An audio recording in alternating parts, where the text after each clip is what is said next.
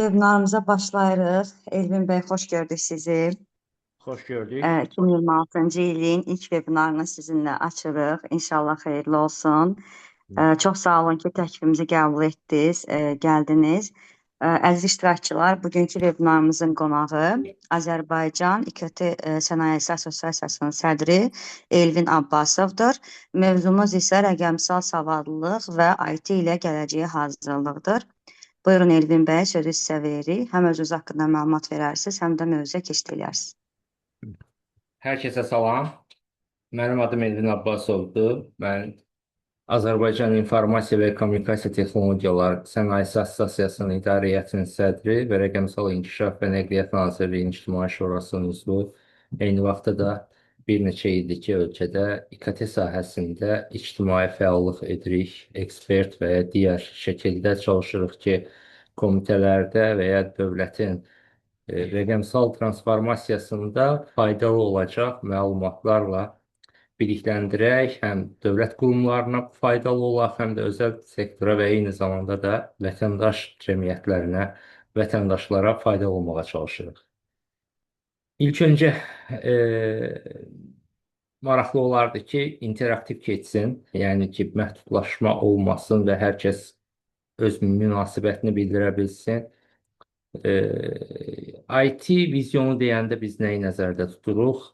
Hal-hazırda yeni çağın tələbləri var, çağırışları var və bu çağırışlardan əsas da bütün fəaliyyətlər artıq rəqəmsal texnologiyalar üzərində qurulur. Bu o deməkdir ki, siz istənilən bir peşə ilə gələcəkdə məşğul olsanız, bunların hər birisi rəqəmsal texnologiyalar üzərindən həyata keçəcək. Misal üçün, mühəndis ola bilərik, və ya ki, səhiyyə işçisi ola bilərik və ya ki, başqa sektorlarda, misal üçün, marketoloq ola bilərik, bir bank əməkdaşı ola bilərik, HR, maliyyə və bunun kimi digər bütün sektorların hər birisində artıq bizim rəqəmsal bacarıqlara ehtiyacımız var. Və rəqəmsal bacarıqlar dedikdə sadəcə kompüter istifadəsi ilə məhdudlaşmır. Bu sadəcə fərdi münasibətlərdə, sosial münasibətlərdə istifadə olunan sosial şəbəkələr və həmçinin də sosial münasibətlərdə istifadə olunan WhatsApp, Telegram kimi alətlərdən söhbət getmir burada. Daha güclü tələblər var. Artıq bizim yumşaq bacarıqlarımız və eyni vaxtda peşəkar bacarıqlarımız daha səriştəli, daha da dövrün çağırışlarına uyğun olmalıdır. Və bunun üçün də dövrün çağırışlarından əsas bir neçə motiv var. Biri süni intellektdir və süni intellekt gələcəyin alətidir. Süni intellekt bizim hər birimizin fərdi asistanıdır. Hər birimizin həyatında həm peşəkar karyerasında, həm də şəxsi bacarıqların inkişafında mühüm bir alətdir ki, süni intellekti doğru istifadə etməyi bacarmalıyıq. Doğru istifadə etməyi bacarmaq dərkən nəyi nəzərdə tuturuq? Sadəcə ChatGPT ilə bir söhbət etmək deyil də və ya digər böyük dil modelləri ilə Grok olsun və ya Gemini olsun. Bunların tam olaraq düzgün istifadəsindən söhbət getmir. Artıq rəqəmsal bacarıqlar deyəndə daha peşəkar səriştəliklərdən söhbət gedir. Yəni ki, ChatGPT-ni və ya ki, digər böyük dil modellərini öz biznesinizdə, karyeranızda, öz sahənizdə, peşəkar sahənizdə istifadə edərək biznesinizi daha da inkişaf etdirmək və ya ki, şəxsi bacarıqlarınızda, öz karyeranızda daha da düzgün istifadə etmək. Bunun üçün OSINT-i yaxşı bilməliyik. OSINT açıq mənbə kəşfiyyatları. Yəni artıq hər kəsin indiki zamanda ilk növbədə düşünməsi gərəkən şey vaxtı düzgün idarə etməsidir. Yəni time management. Vaxtı düzgün idarə etmədə əsas məlumatların düzgün mənbədə və qısa müddətdə əldə olunması. Bunun üçün təbii ki, süni intellektin müxtəlif alətlər var. Amma bunlar hal-hazırda məlumatı tam da doğru şəkildə gətirə bilmir. Və bunun üçün də əsas ənənəvi axtarış sistemində düzgün axtarış teqlərini istifadəsini bacarmaq üçün OSINT bacarıqları lazımdır. Yəni açıq mənbə kəşfiyyatlarından məlumatları tapmaq üçün teqləri necə istifadə etməliyik? Bunun üçün həm Google-da və digər brauzerlarda e, müxtəlif açarlar var ki, o açarlarla siz axtardığınız bir məlumatın dəqiq mənbəsini qısa müddətdə əldə edə bilərsiniz və o məlumat tam dəqiq məlumat ola bilər.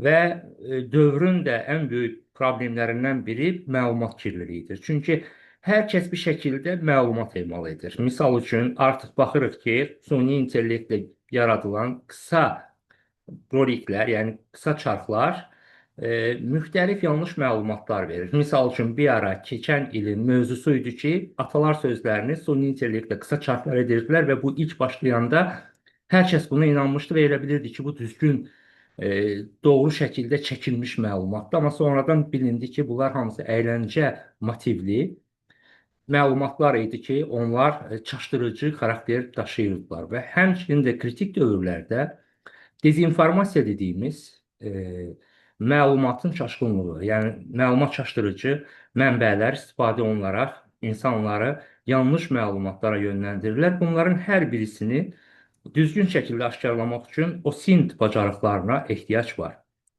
Təbii ki, süni intellekt indi hər şeyi əhatə edir, amma ki, süni intellektə düzgün yanaşma etməliyik. Süni intellekt bizim heç bir peşəmizi əlimizdən almır, daha da bizi gücləndirir, bizim üçün münbit bir alətdir, bizim üçün yaxşı bir asistantdır və süni intellektdən düzgün istifadə edərək digər bacarıqlara da yiyələnməliyik. Misal üçün, internet dövründə hər birimizin düzgün bilməsi gərəkən şeylərdən biri də kibergigiyenikadır.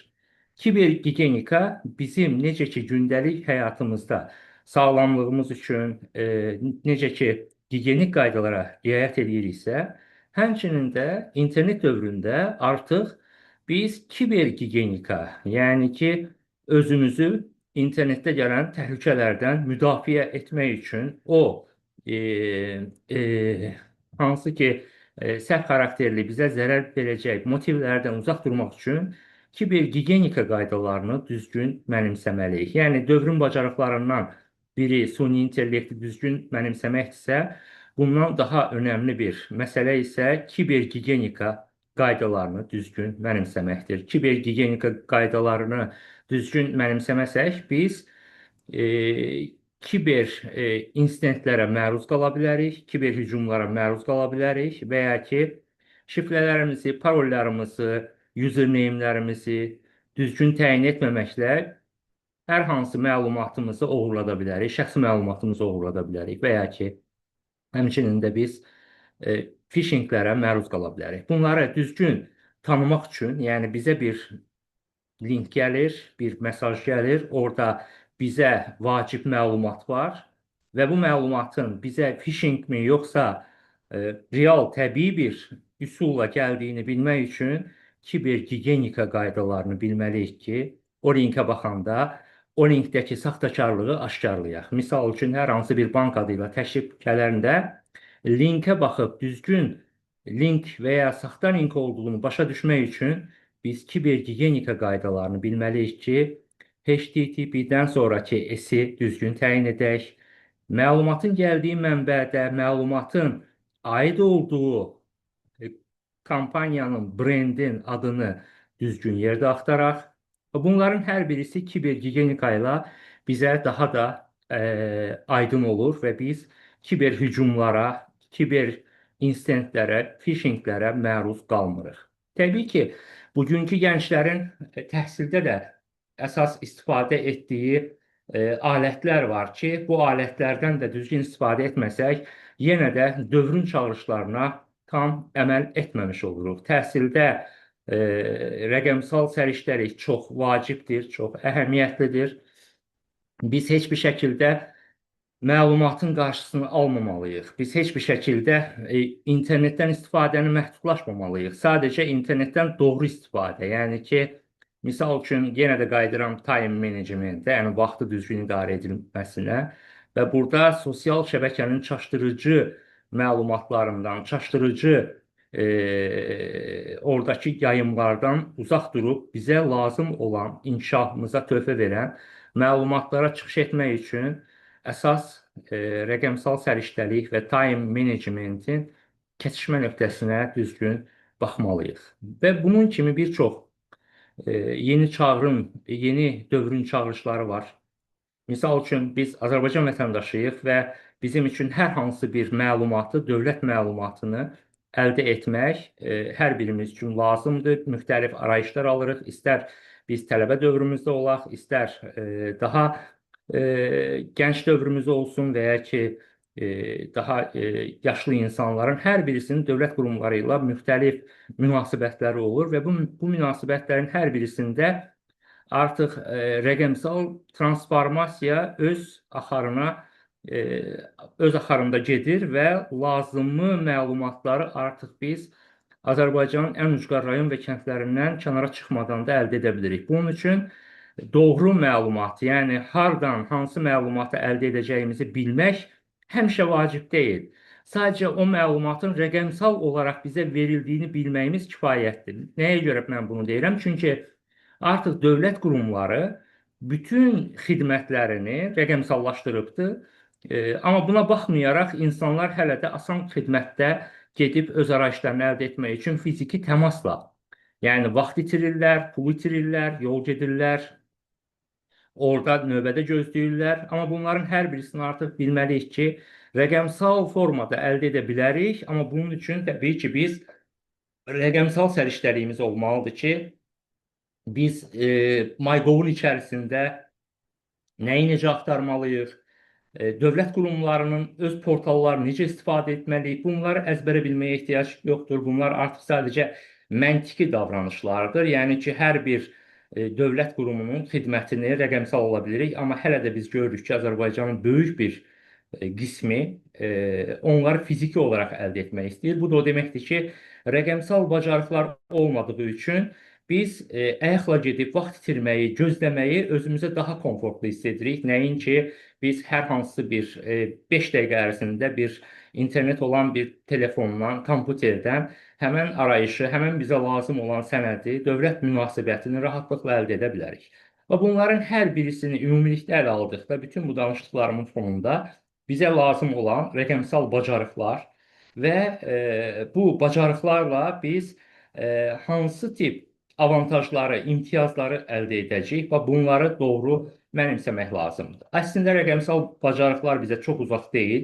Çünki artıq hər birimiz müəyyən bir sahədə rəqəmsal bacarıqlar əldə etmişik. Misal üçün artıq Azərbaycanda mənim statistikalarıma görə 2024-cü ildə 6 milyon 100 min, 6 milyon 200 min əyərləri sosial şəbəkələr istifadəçisi var idisə, hal-hazırda bu 9 milyona yaxın sosial şəbəkə istifadəçisi var. Yəni bu o demək ki, ölkənin tamamı artıq. Yəni az yaşlı uşaqlar belə müxtəlif sosial şəbəkələrdən, hansı ki, hər bir segmentin özünə aid sosial şəbəkələr var. Misal üçün LinkedIn daha peşəkar insanlar üçündür, Facebook həm biznes, həm də fərdi münasibətlər üçündür. TikTok daha çox əyləncə xarakterlidir, Instagram daha çox əyləncə xarakterlidir. Təəssüf ki, TikTok və Instagram Azərbaycanda digər sosial şəbəkələri üstələsə də, dünya üzərində böyük ölkələr daha ciddi sosial şəbəkələrdən istifadə edirlər. Bunlardan biri LinkedIn-dir, bunlardan biri X platformasıdır ki, burada daha çox intellektual yanaşma olur. Məlumat, yəni ciddi məlumatların yer aldığı sosial şəbəkələrdir. Və həmçinin də TikTok kimi sosial şəbəkələr Azərbaycanda intellektual kapitalın olmadığı yer hesab olunsa da, Yaponiya kimi yerlərdə TikTokda daha faydalı məlumatlar paylaşılır, daha faydalı kontentlər paylaşılır və bunu da təbii ki, bizim Azərbaycanda TikTokun düzgün PR aparmadığı və orada düzgün segmentləşmə formalaşmadığı üçün TikTok hal-hazırda deyə bilərdim ki, zərərli kontent emal etməklə və daha çox orada intellektual olmayan yayımlar təəssüf ki, TikTokda daha çoxdur və bunun üçün də yaxşı olardı ki, TikTok değil de sizin için faydalı olan kariyeranıza daha da töhfə verəcək olan sosial şəbəkələrdə istifadə edəsiniz. Bunlardan da LinkedIn tövsiyə edirəm. Öz iş karyeranızda daha da uğur əldə etmək üçün mütləq bir LinkedIn hesabınız olsun. Mütləq ki, siz faydalı məlumatlar, faydalı kontentə çıxış və Azərbaycan dilində faydalı kontent yaradan bir istifadəçiyə çevrilin. Burada bizim böyük bir eksiklərimiz var, eksikliklərimiz var. Misal üçün, biz Wikipedia'da baxsaq, Ermənistanla Azərbaycan müqayisəsinə getsəm, sadəcə ən primitiv olaraq, çünki bu müqayisə həmişə bizim üçün daha yaxşı bir göstəricidir.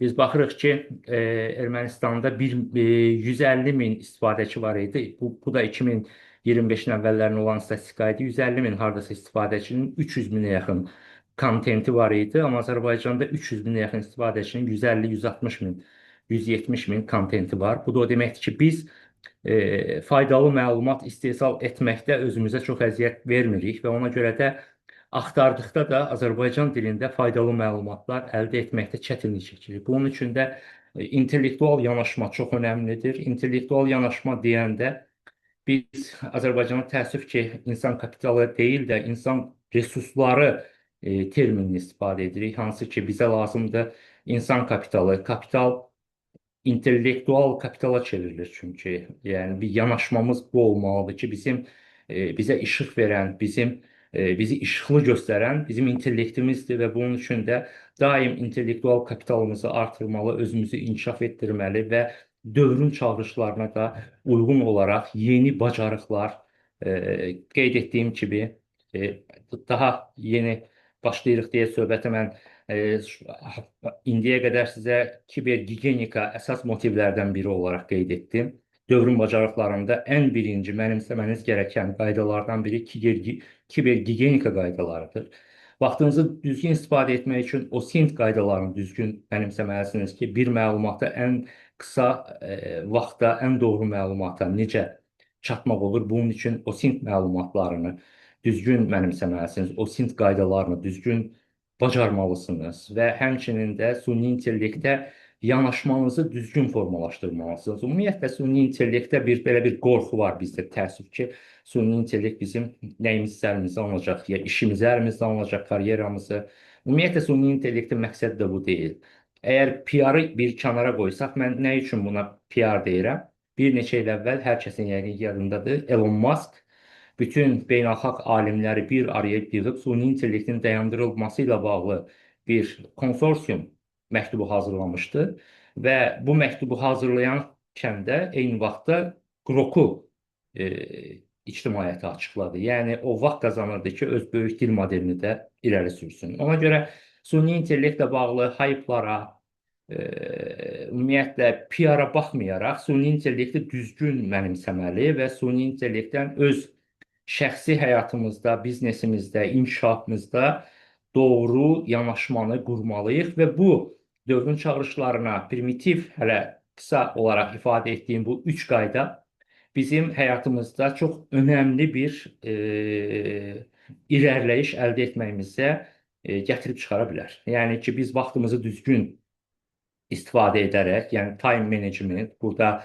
artıq doğru məlumatlara ən qısa vaxtda necə çatmalıyıq, vaxtımızı necə dəyərləndirməliyik, necə beynimizi resursdan kapitala çevirməliyik. Bax, bu yanaşmaların hər birisi üçün biz dövrün çağırışlarına düzgün əməl etməliyik ki, burada kibergigiyenika var, OSINT məlumatlarının düzgün mənimsənməsi və time management.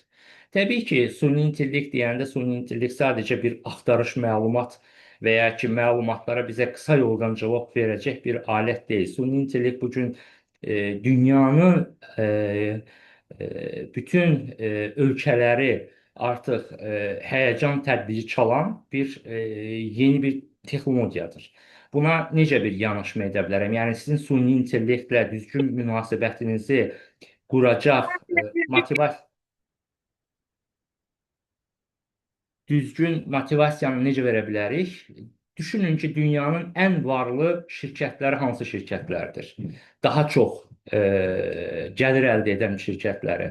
Dünyanın daha çox gəlir edən şirkətləri beyinə nüfuz edən şirkətlərdir. Yəni sosial şəbəkələr üzərindən insanlara öz vaxtlarını sərf edərək, orada sadəcə öz əyləncələrini keçirərək, heç bir pul ödəməyərək sosial şəbəkələrə üzv olmaq, sosial şəbəkələri dünyanın ən varlı bizneslərinə çevirdilər. Bax, bunun altında nə yatır? Artıq düşünməliyik ki, demək ki, sosial şəbəkələr bizi artıq əlinə keçiribdir. Biz orada şəxsi məlumatlarımızı gün boyunca paylaşırıq, münasibətlərimizi qururuq və onlar bizdən bir qəpik pul almırlar.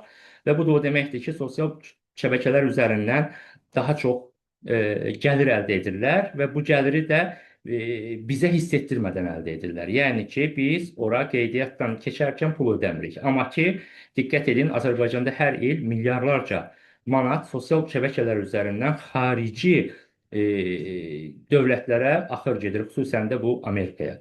Bu necə olur? Biz orada öz biznesimizi reklam edərkən, hər hansı bir postumuzu qeydiyyata qoyarkən, biz orada xərclədiyimiz o hər birimizin qısa 5 dollarlar, 10 dollarlar, 50 dollarlar Azərbaycanda sərmayənin milliləşməsinə ən böyük ziddiyyət təşkil edən, yəni ki, oraya ödədiyimiz heç bir pulun Azərbaycanda gəliri yoxdur və ölkədən axıb gedən pullardır. Və bunun üçün də biz diqqət etməliyik ki, nəyi necə yaradırıq və sizlərin gələcəkdəki qurduğunuz bizneslər, hansı ki, dövrün bacarıqlarına, dövrün çağırışlarına normal riayət edərsək, yeni bacarıqlar əldə edərsək, yeni startaplar yaradarsak, biz də Azərbaycana gəlir gətirəcək yeni ideyalar kəşf edə bilərik. Bunun üçün artıq sərmayənin milliləşmə fikrini hər bir azərbaycanlı mənimsəməlidir. Mən bir neçə mesaj gördüm, istəyirəm onları oxuyum, bəlkə də vacib mesajlar var burada. Qeyd olunur ki, yoldaşlardan bir dənəsi qeyd olunur ki, intellektual olan hansı intellektual olan hansı idi? İntellektual olan hansı idi dərkən, intellektual bir yanaşmadır. Yəni, sizin yanaşmanız bütün məsələləri intellektual olmalıdır. Misal üçün, sosial şəbəkələrdən istifadə edərkən, yəqin ki, yoldaş onu nəzərdə tutur, sosial şəbəkələrdən istifadə edərkən LinkedIn. İntellektual sosial şəbəkə LinkedIn sayılır və LinkedIn-dən düzgün istifadə etsəniz, karyeranızı qurub, daha peşəkar insanların içərisində öz karyeranızı və inkişafınızı təmin edə bilərsiniz. Digər bir mesajı oxumaq istəyirəm. Salam, təşəkkür edirəm. Bəli, asanlaşdırıb, amma təhlükələr də çoxdur. Kiber zorakılıq. Bəli, deməli, dövrün çağırışları kiber zorakılıqdan yoldaş qeyd aparır. Deməli, kiber zorakılıq deyəndə buna biz özümüzü məruz qoyuruq. Çünki kiber gigiyenika qaydalarını düzgün mənimsəməmişik. Təbii ki, buna bir nümunə ilə desəm daha sizin üçün aydın olar. Bugün bıçaq hər yerdə var.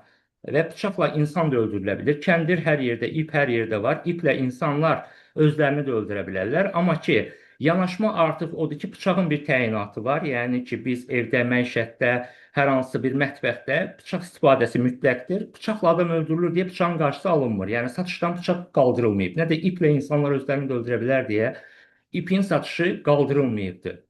Kiber zorakılığa ona görə biz məruz qalırıq ki, artıq rəqəmsal bir dövr başlayıbdır. Rəqəmsal dövr inkişaf etdiyi üçün, rəqəmsal dövrün yeni alətləri artdığı üçün hər birimiz kiber fəzadayıq. Yəni, hər birimiz rəqəmsal fəzadayıq və rəqəmsal fəzada kiber gigiyenika qaydalarını düzgün mənimsəməsək, təbii ki, biz kiber zorakılığa məruz qalacaq.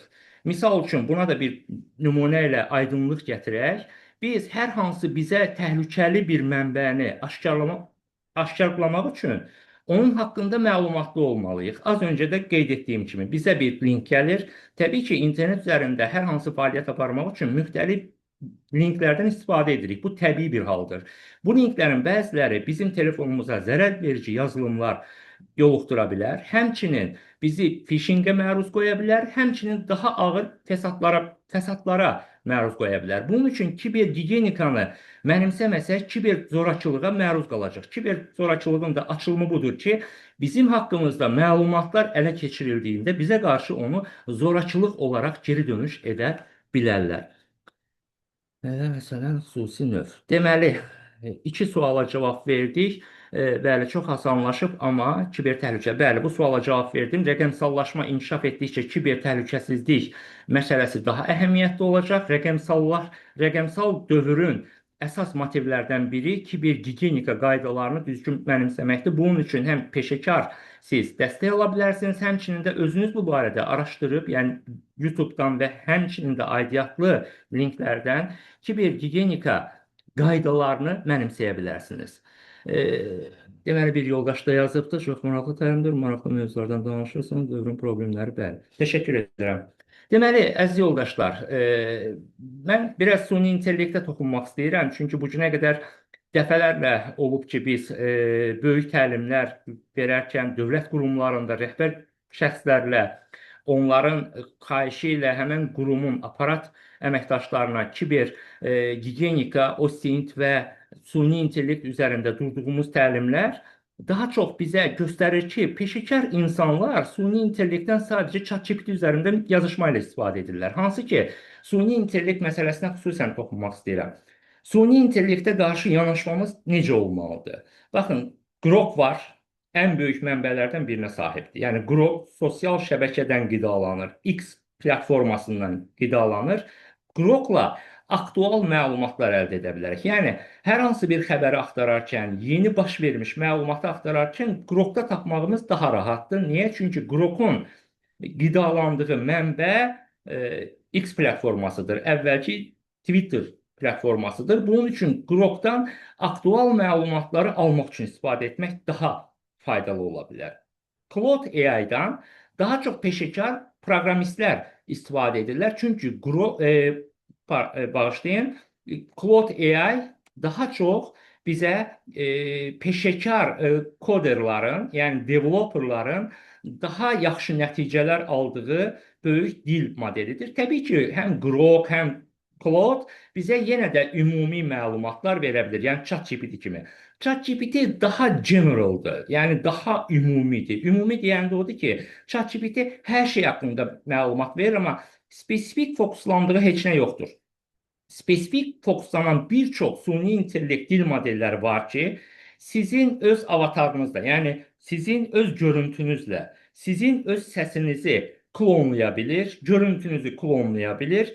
Siz kimi ekranlarda hər hansı bir diyaloqda istifadə edəcəyiniz bir avatarınızı formalaşır. Bu biraz Metaverse-ə yaxındır, amma Metaverse-in ilk fazası hype kimi olsa da, Metaverse hal-hazırda təhsil sahəsində, həmçinin səhiyyə sahəsində, mühəndislik sahəsində, tarixi motivlərdə Metaverse çox inkişaf etdirilir. Yəni bizim VR eynəklərlə biz misal üçün də hər hansı bir təhsil sahəsində həkimlər, mühəndislər artıq tarixi motivlərə və ya əməliyyat edərkən 3D VR-ı taxaraq sanki əməliyyatın içindəymiş kimi praktika görə bilir. Və ya bir Microsoftun 5 ildir istifadə etdiyi VR eynəklərlə operatorlar, yəni çöldəki mühəndislər hər hansı bir işdə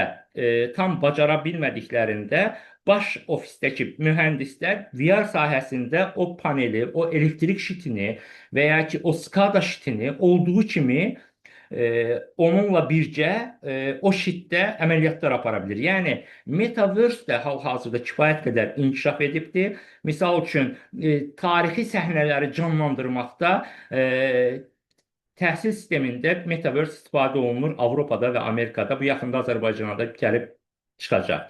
Səhiyyə sistemində əməliyyatda Metaverse, yəni eynəklərdən istifadə edərək tələbələr çox rahatlıqla əməliyyatlarda real görüntü və orada özlərini real hiss edə biləcək praktik məlumatlar əldə edə bilirlər.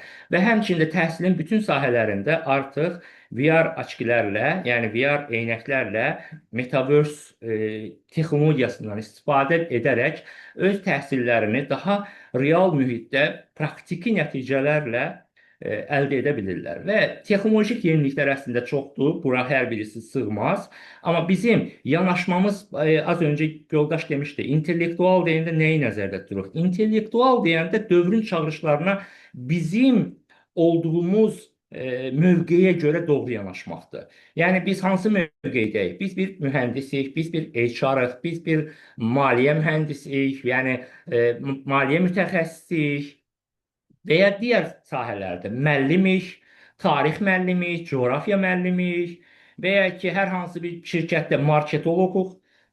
Bax, bunların hər birisində o peşənin ən düzgün süni intellekt alətlərini tapıb özümüzü inkişaf etdirməliyik. Sadəcə ChatGPT-dən yapışıb qalmamalıyıq və ya sadəcə Google-un Gemini-dən yapışıb qalmamalıyıq. Gemini artıq 20 ildən çoxdur ki, Google-un topladığı datalar üzərində daha çox keçmiş məlumatları, ensiklopedik məlumatları, doğru məlumatları təbii ki, bizə Google-un Gemini dil modeli də verir. Amma Gemini, ChatGPT, bunların hər birisi ümumi yanaşmalar olduğu üçün spesifik olaraq orada nəticələr əldə edə bilmirik. Əgər siz öz peşənizə görə, öz mövqeyinizə görə, statusunuza görə, gördüyünüz işə görə, biznesinizə görə düzgün alətlər seçərsəniz və bunun düzgün araşdırmasını edib lazımı alətlərlə özünüzü konfiqurə edərsəniz, siz öz işinizdə çox irəliləyiş əldə edə bilərsiniz. Misal üçün,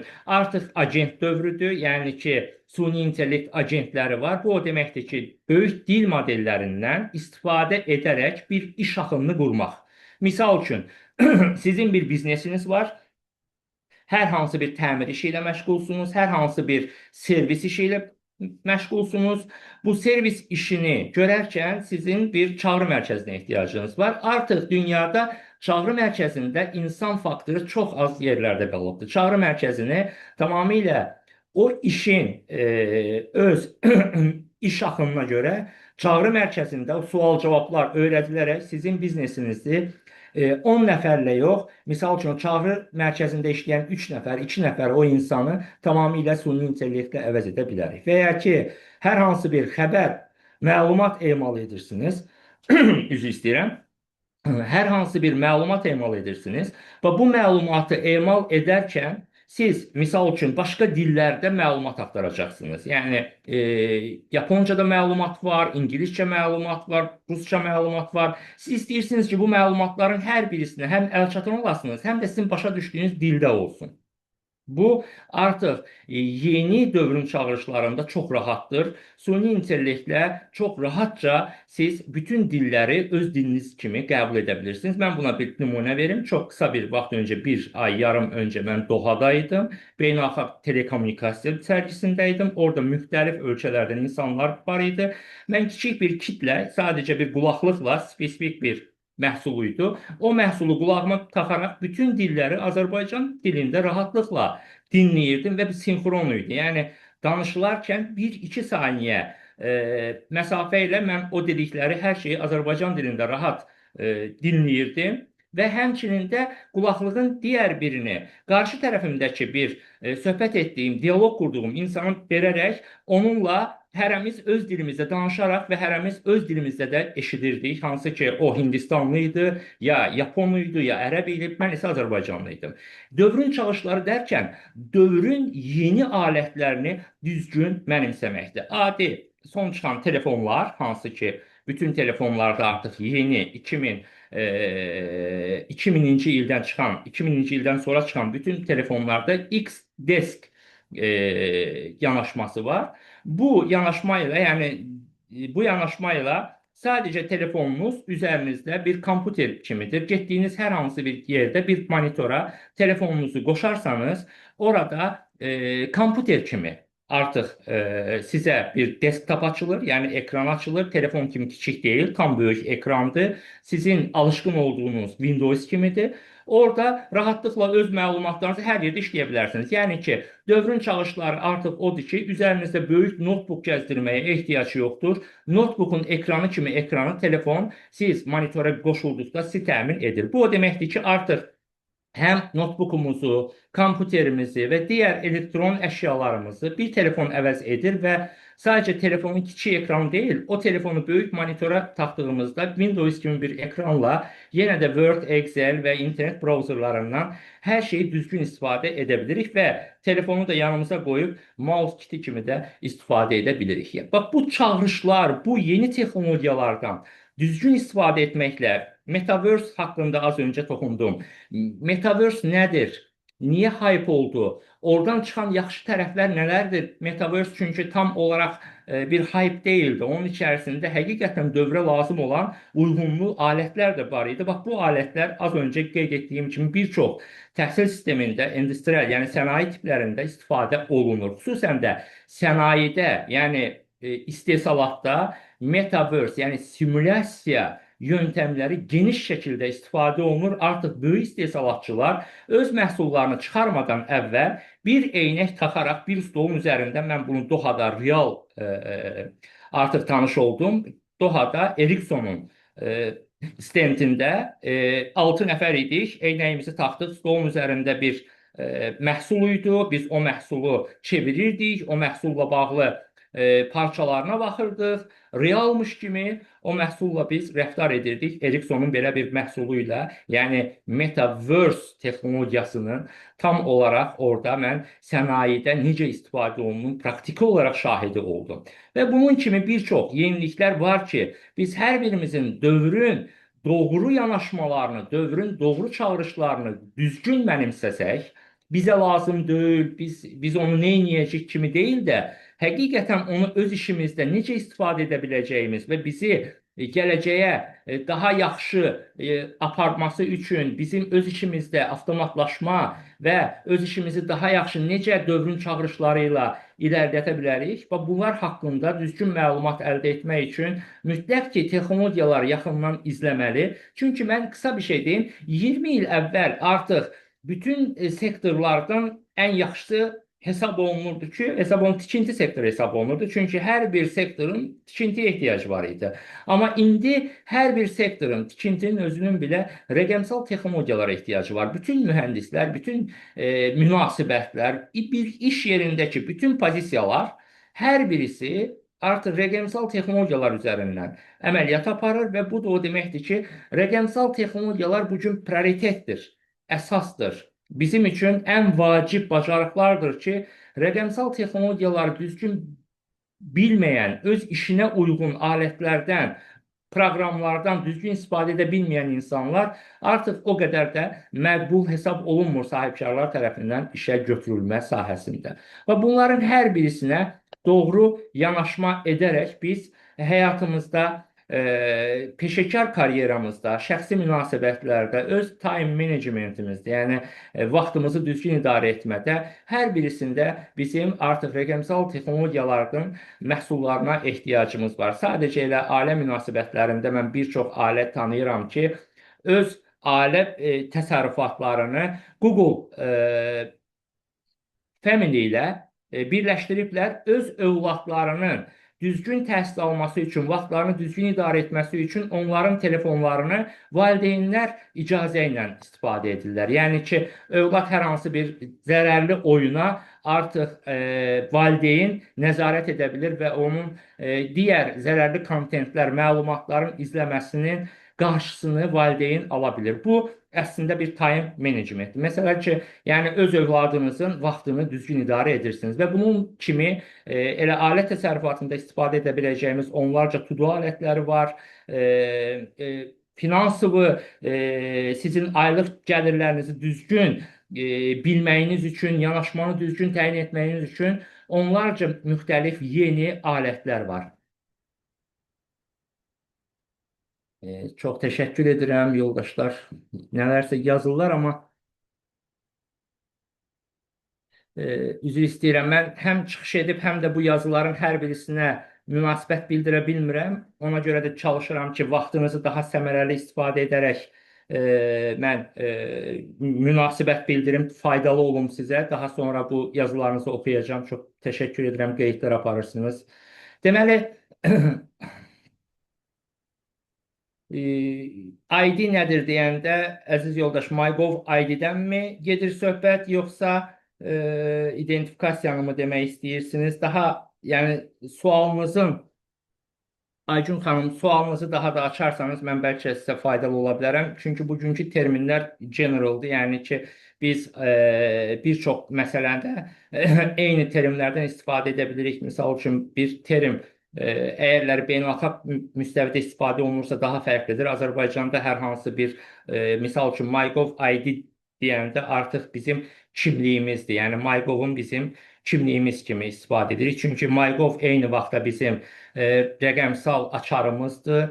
Yəni ki, elektron imza kimi istifadə edirik. Həmçinin də biz MyGov-dan pasport kimi istifadə edirik, şəxsiyyət vəsiqə kimi istifadə edirik. Ümumiyyətlə, qısa bir buna da münasibət bildirim ki, yaxın bir neçə il ərzində artıq bizim əlavə üzərimizdə sənəd gəzdirməyimizə ehtiyac olmayacaq. Həm dövlətdə baş verən transformasiyalar, həm də bizim rəqəmsal dövlətin bizə verdiyi rəqəmsal alətlər bizim şəxsiyyətimizi təsdiq etməkdə, qurumların bizim şəxsiyyətimizi təsdiq etməkdə interfeysimizi tanımalarında və onun şəxsiyyətimizi bununla müəyyən etməkdə bir çox qurumlara girərkən artıq biz sənəd təqdim etməyə ehtiyac qalmayacaq. Çünki artıq Azərbaycanda biometrik imza SIMA var və SIMA bizim biometrik imzamızdır və bunun üçün də hər hansı qurumlara daxil olarkən hal-hazırda elektron şəxsiyyət vəsiqəsini, yəni MyGov ID-mizi təqdim edirik. Amma yaxında bu daha da asanlaşacaq və bunun kimi bizə faydalı olan, yəni bizi əlavə bir sənəd göstərməkdən bizi azad edəcək və gördüyünüz kimi də artıq bir çox bizim dövlətlə olan münasibətimiz tək pəncərədə MyGov-da birləşibdir. Bu da o deməkdir ki, biz bu gün elə mən baxdım, MyGov-da artıq bizim xarici səfərlərimizin hər birisinin tarixçəsi ora oturulubdur. Rəqəmsal bizim pasportumuzdur, rəqəmsal bizim keçid alətimizdir. Yəni, hər hansı dövlət qurumuna girmək üçün biz MyGov ID-dən istifadə edərək biz rəqəmsal açar kimi də o keçidi əldə edə bilirik. Digər bir məsələ, yoldaşlardan biri gələcək üçün təhlükəlidirmi? Suni intellekt gələcək üçün qəti təhlükəli deyil. Baxın, yoldaşlar, buna son nöqtə olaraq bir misal daha çəkim. Suni intellektin bugün ən unikal bacardığı işlərdən biri korrektidir. Yəni, və tərcümədir. Hər ikisini çox gözəl bacarır ki, az öncə mən Doha praktikamı sizə dedim. Nəinki yazılı tərcümə, Dohada mən adi bir qulaqlıq, yəni adi deyildi, o xüsusi bir kiçik idi. O qulaqlıqla mən rahatlıqla bütün konferanslara Azərbaycan dilində qulaq astım və dialoqda olduğum Yapon, Ərəb, Hindistanlı yoldaşlarla da İngilis dili istifadə etmədən hərəmiz öz dilimizdə 2 naushniklə biz 1-2 saniyə gecikməklə rahat bir-birimizi başa düşürdük. Bu, suni intellektin faydalarından biridir. Suni intellekt barəsində qısa bir yanaşma edim. Suni intellektin ən yaxşı bacardığı iş tərcümə və korrektidir. Bu ikisini çox unikal bacarır. Yəni, hər hansı böyük bir mətni atıb ora, bunu Azərbaycan dilinə uyğun korrektə et dediyinizdə oradakı bütün hərf səhvlərini düzəldir və həmçinin də tərcümədə bütün dillər arası, hətta dünyada mövcud olan dillərdən keçiblər, unudulmuş bəzi dillər də artıq sintez olunubdur ora. Və bu ikisi ən yaxşı suni intellektin bacardığı iş olmasına rəğmən beynəlxalq statistikalar göstərir ki, tərcüməçiyə daha çox ehtiyac var. Yəni, suni intellekt bugün insan faktorunu əvəz etmir. Suni intellektin təyinatı insan üçün ən yaxşı alətdir. Yəni, sizin gün ərzində 5 saatlıq bir əməliyyatınızı suni intellekt 1 saata endirə bilər. Yəni, suni intellektlə o görəcəyiniz işi avtomatlaşdıraraq tutalım ki, hər hansı bir sənətlə məşğulsunuz. Bir sənəti emal etmək üçün onlarca mənbəyə baxmalısınız. Onlarca mənbədən aldığınız məlumatlarla bir sənəti emal edəcəksiniz.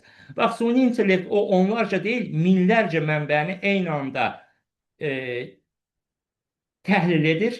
Sizə lazımı məlumatları gətirir və sizə təklif edir və sizin üçün onu hətta emal edir. Siz orada müəyyən düzəlişlər edirsiniz. Təkrar emal edərək sizin istədiyiniz kimi bir məlumat gəlir nəticədə və ona yenə də sizin özünüzün son baxışınızdan sonra o məlumat artıq publik olur və ya ki, hər hansı bir sənəd olaraq harasa göndərilir. Yəni, süni intellekt sizin əvəzinizə heç bir məsələni öz başına etmir. Süni intellektin nə qədər ki, prompta ehtiyacı var, yəni siz ona hərəkət edici hər hansı bir komanda verməlisiniz. Bu məsələ dayanmayana qədər süni intellekt bizim heç bir işimizi əvəz etməyəcək. Süni intellekt sadəcə bizim vaxtımızı səmərələşdirir. Süni intellekt bizim görəcəyimiz böyük bir işi çox asan bir şəkildə əldə etməyimiz üçün münbit bir alətdir, amma bu sadəcə ChatGPT-yə və ya Google Gemini-yə bağlı deyil. Bu, ümumi olaraq sizin süni intellektə doğru yanaşmanız, hansı aləti istifadə edəcəyiniz. Misal üçün, səs üçün ChatGPT istifadə edə bilməyəcəksiniz. Görüntünüzü, avatarınızı formulaşdırmaq üçün ChatGPT istifadə edə bilməyəcəksiniz. Çünki hətta burada ən yaxşı olan Gemini-dir. Gemini-yə öz şəklinizi atdığınızda belə sırf onu referans alır, sizə ən oxşar şəkil, amma birəbir şəklinizi vermir. Orada müxtəlif yanaşmalarda dəyişmə edir. Bunun üçün həm də burada süni intellektin etik münasibəti var. Yəni, burada müxtəlif yanaşma var ki, beynəlxalq standartlara onlar uyğun olmalıdır. Bir sual daha görürəm, süni intellekt təhsildəki rolu. Mən süni intellektin təhsildəki rolu ilə bağlı geniş münasibət bildirdim. Moderator yoldaşdan xahiş edirəm, əl qaldıran yoldaşlara icazə verilsin, onlar da münasibət bildirsinlər. Deməli, süni intellektin Bəli, aça bilərlər səsi, üzrlü sayın sözünüzü böldüm. Kim danışmaq istəsə, mən dayanacaq, o danışsın. Deməli, süni intellektin təhsildə rolunu mən qısaca qeyd edeyim. Misal üçün, təhsildə süni intellektin rolu çox böyükdür. Biri var ki, bir gənc hər hansı bir məlumat emal etməlidir və bunun üçün əldə olunan kitablarla o məlumatı emal etməlidir. Tarixi hər hansı bir tapşırığı var. Bu tapşırığı süni intellektdən istifadə edərək minlərcə fərqli mənbələrdə axtarıb ən doğru məlumatı gətirə bilər. Mən hələ də başa düşmürəm və universitetlərdə təlim verdikdə, çıxış etdikdə, seminarlarda qeyd edirəm ki, müəllimlər süni intellektə niyə qarşıdır? Yəni, süni intellekti müəllimlər öz tələbələrinə doğru istifadə etməyi öyrətməlidirlər. Necə ki, uşaqların əlindən telefonu almaq nə qədər böyük bir yanlışdır. Misal üçün, mənim çox gənc yaşlarımda, biz o vaxt Türkiyədə yaşayırdıq və Türkiyədə mənim gənc yaşlarımda görürdüm ki, bundan 20 il əvvəldən mən danışıram, bəlkə də daha çox.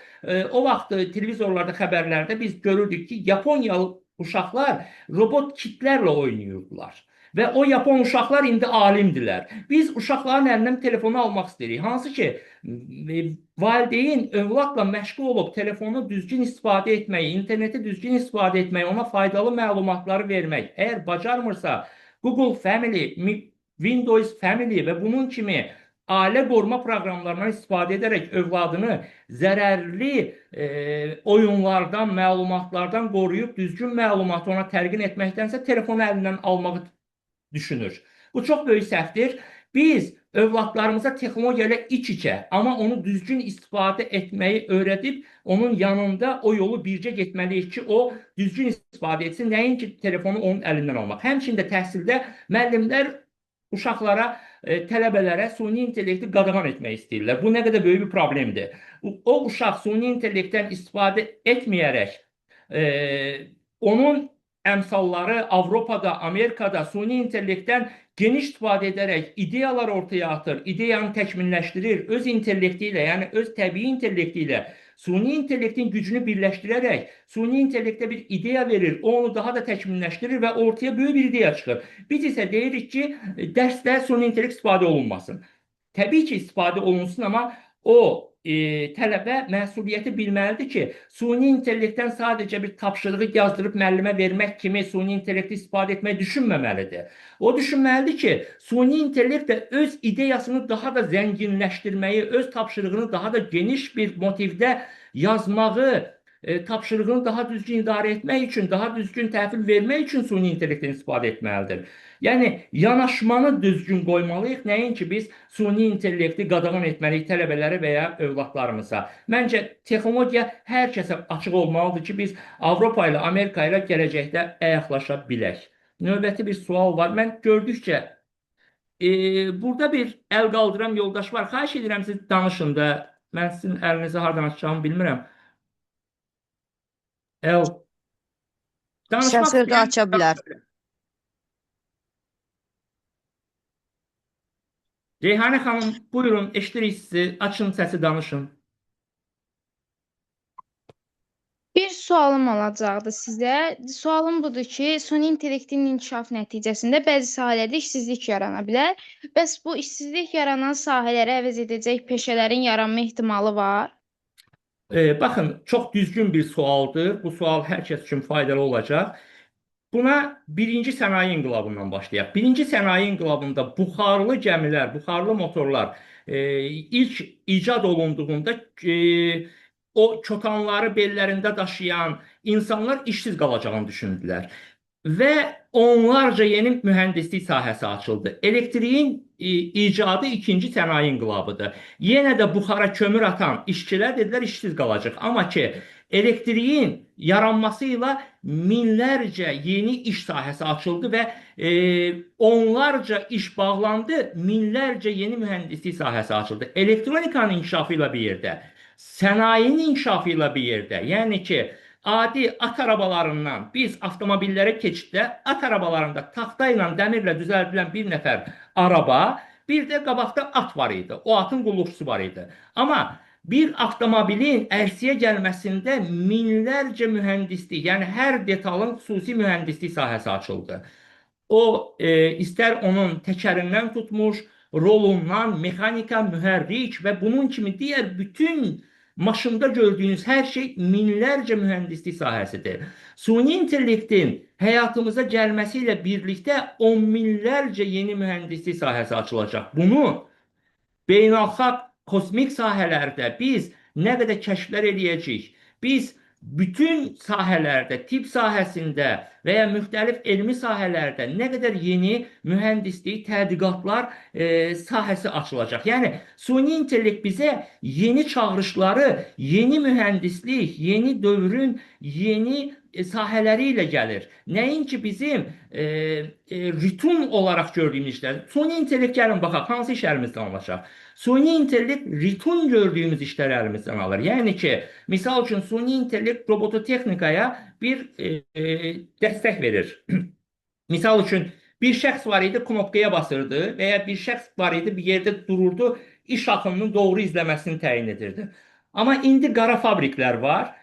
O fabrikdə işləyən yüzlərcə sahə artıq yoxa çıxır və onun yerinə süni intellekti inkişaf etdirən və bunun kimi gələcək nəsillərə yeni sahələr gətirən minlərcə yeni intellektual peşə gələcək.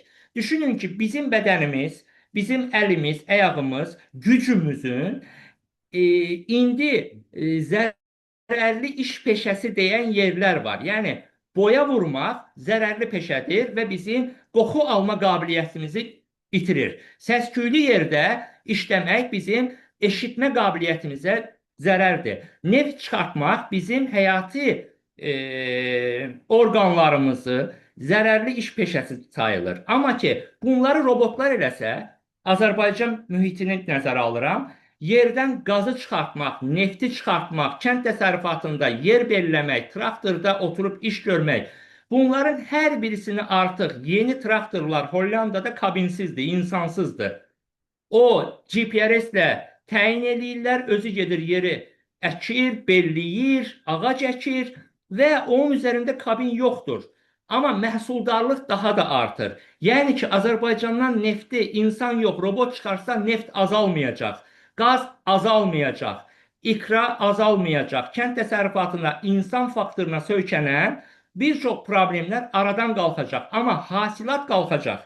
Və bu da o deməkdir ki, biz insanlar təfəkkür ilə inkişaf etməliyik. Nəinki əlimizlə, qolumuzla işləməliyik. Nəinki bir operator, bir buğaltır əli ilə vərəqləyib kompüterdə, Exceldə o yüzlərcə tablonu özü eləməlidir. İndi süni intellekt onu bir dəqiqə eləyir.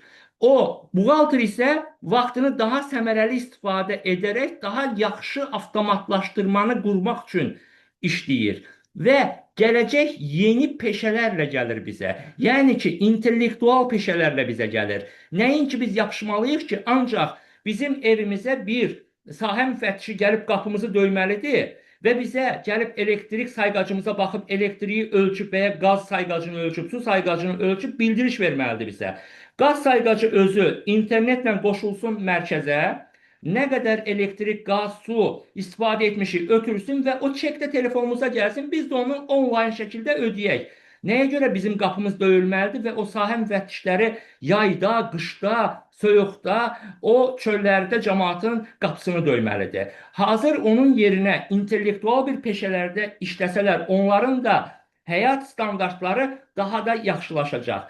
Əgər mən az öncə dediyim kimi birinci sənaye inqilabının nümunəsinə baxsaq, onlarca peşə itdi, yüzlərcə peşə gəldi. İkinci sənaye inqilabı, elektriğin kəşfi, yüzlərcə peşə itdi, minlərcə mühəndislik peşəsi gəldi. Üçüncü sənaye inqilabı, elektronikanın kəşfi ilə artıq minlərcə peşə itdi, milyonlarca. Və süni intellekt bizim əsl insana qaytarır. Yəni biz təfəkkür inkişafı ilə məşğul olub. Misal üçün biz baxırıq xarici ölkələrdə. Nə edir insanlar xarici ölkələrdə? 5-10 alim bir yerə yığılışıb, tədqiqat aparıb, bir xəstəliyin dərmanını 5 ilə tapıb ortaya çıxardırlar. Biz nə düşünürük? Biz mütləq istəyirik ki, fiziki olaraq Azərbaycanda işlərlə məşğullıq. Xeyr, biz də təfəkkür işlərini fokuslanmalıyıq. Biz də intellektual işlərə fokuslanmalıyıq. Bizim də məqsədimiz olmalıdır ki, dövrün çağırışlarına uyğunlaşıb, biz dövrün tələblərinə uyğun intellektual işlərlə məşğul olub daha komfortlu, daha rahat bir həyat yaşayaq. Nəinki üstündə duraq ki, biz ancaq fiziki əməklə məşğul olmalıyıq. Başqa sualı olan buyursun. Sualı olan öz səsini açsın. Bir sualım daha olacaqdı sizə ki, bəs yeni yaranan peşələrə hazırlıq üçün hansı təhsil sahələrinə daha önəmli olacaq? Burada bütün təhsil sahələri paraleldə gedir. Əgərləri biz fokuslanırıqsa, Azərbaycanda bir hype yaranıbdır. Data analitik, kiber təhlükəsizlik, development, bu sahələrdə yaxşı pul var. Baxın, IQ ilə EQ-yu fərqləndirməliyik. Biz hər birimiz IQ üzərində deyilik. Məsələn, mənim IQ-üm EQ-mdən daha zəifdir. Mən emotional intelligence, yəni mənim emosional zəkam daha da inkişaf edibdir. Nəinki texniki zəkam. IQ texniki zəkanın göstəricisidir. EQ emosional zəkanın göstəricisidir. Bu nəyi fərqləndirir? EQ ilə EQ-sü yüksək olan insanlar texniki insanları idarə edirlər. Texniki insanlar operatorlardır. Yaxşı developerdir, yaxşı mühəndisdir. EQ yaxşı komanda lideridir. EQ yaxşı project managerdir.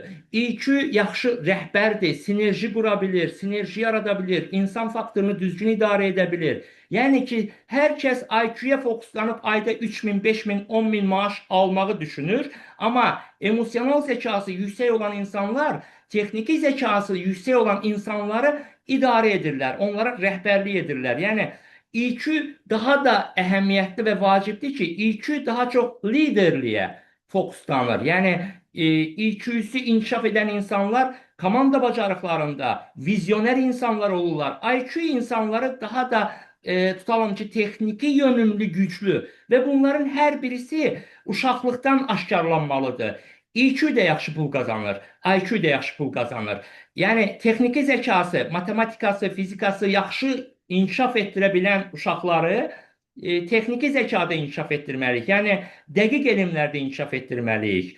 Amma ki, texniki zəkası yaxşı deyil, matematikası zəifdir uşağın. Bunun güclü tərəflərinə də baxmaq lazımdır. Bunun güclü tərəfləri emosional zəkasıdır. Bu, yaxşı komanda lideri. Baxırsınız, IQ-sü zəif olan insanlar, hansı ki, IQ-sü yüksək olan insanlar daha çox fokuslanırlar bir yerə, çox dağıla bilmirlər. IQ-su yüksək olan insanlar isə sinerjisi çox yaxşıdır. Yəni münasibətləri çox yaxşıdır. Hər iki tərəfə düzgün fokuslanmalıyıq. Hər kəs özünü aşkarlamalıdır ki, onun texniki zəkası, IQ-su yüksək deyilsə bu dünyanın sonu deyil. Bu IQ-su yüksəklərdən daha yaxşı maaş ala bilər. Və buna görə hansı elmlərə fokuslanmalıyıq? Dövrün çağırışları nədir? Dövrün çağırışları ilk öncə özünü aşkarlamaqdır. Hər kəs ilk öncə özünü düzgün aşkarlamalıdır ki, bunun güclü tərəfləri nədir və o tərəflərə investisiya eləməlidir. O tərəflərdə özünü inkişaf etdirməlidir. Hər kəs developer, kod yazan ola bilməz. Onun komanda liderləri də var, onun project menecerləri də var, onun nə bilim proyekt donorları da var və oradan daha üst səviyyə insanlar, menecmentlər də var. Bunun üçün yanaşmanız elə olmalıdır ki, sizin bacarıqlarınızın inkişaf etdirə biləcəyiniz tərəfdə özünüzü inkişaf etdirməlisiniz. Buyurun Ziba. Yəqin ki deməliyəm. Buyurun, eşidirəm sizi. Səsinizi özünüz açın, zəhmət olmazsa. Adam çox deyəmən müdaxilə edə bilmirəm.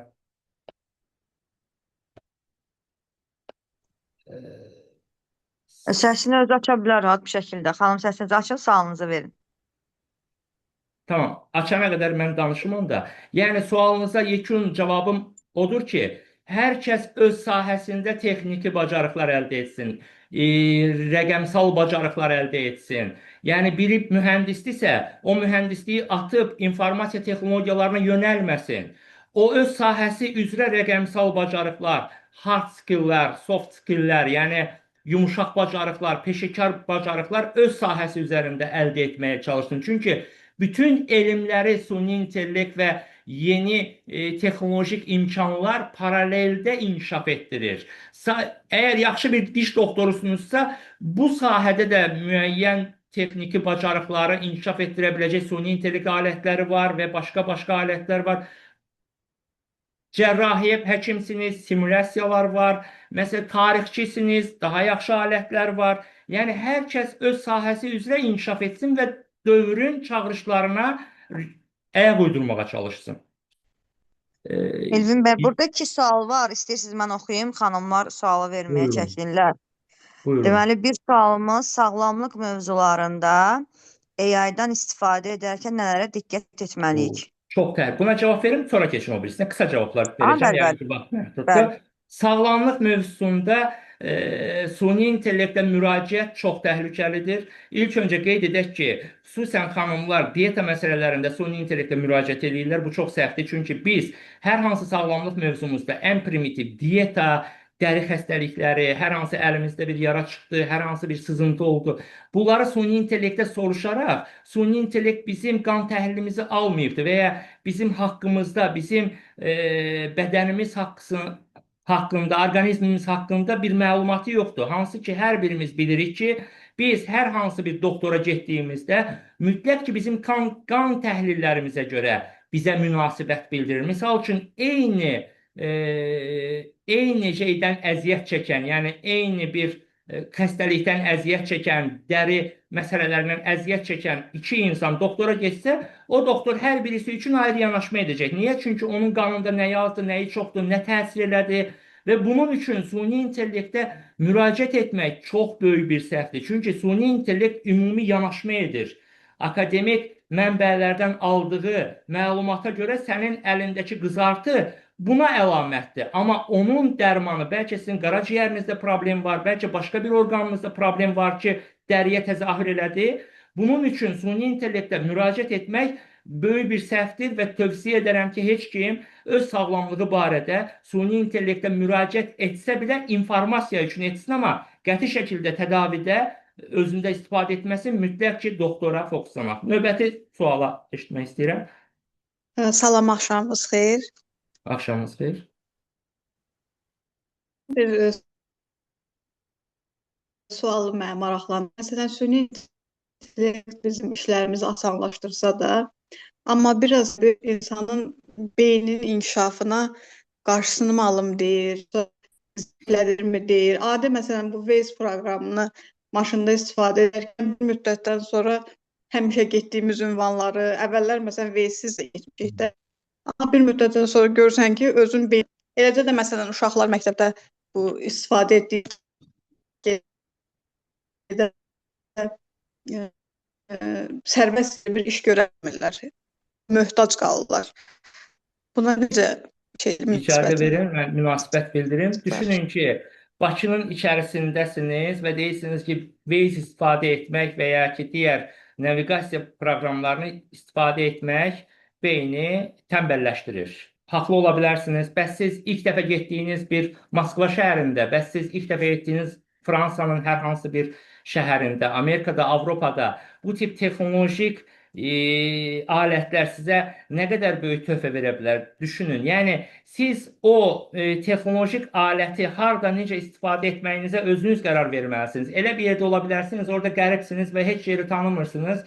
Amma sizi dəqiq ünvana apara biləcək texnolojik alət var əlinizdə. Waze var, Google xəritə var, Google Maps və bunun kimi Yandex Map və ya başqa beynəlxalq brend Maps-lər, o naviqasiya proqramları var. Yəni bu proqramları harda istifadə edib, harda istifadə etməyəcəyinizə özünüz qərar verə bilərsiniz. Əgər düşünürsünüzsə, sizin beyninizi tənbəlləşdirir, tanıdığınız yerlərdə istifadə etməyin. Amma siz Google Maps-dən, Waze-dən istifadə edərək getdiyiniz yolda nə qədər tıxac olduğunu rahat görə bilirsiniz. Hansı ki, alternativ yolla 15 dəqiqəyə gedə biləcəyiniz yolu ənənəvi getdiyiniz yolla 1 saata gedib çata bilərsiniz. Yəni, siz texnologiyanı harda necə istifadə etməyiniz sizin yanaşmanızdır. Amma texnologiyanın olması bizim üçün möhtəşəm bir avantajdır ki, biz tanımadığımız bir yerdə və ya ki, tez gedib çatmalıyıq. Ən qısa yol bizə haradır?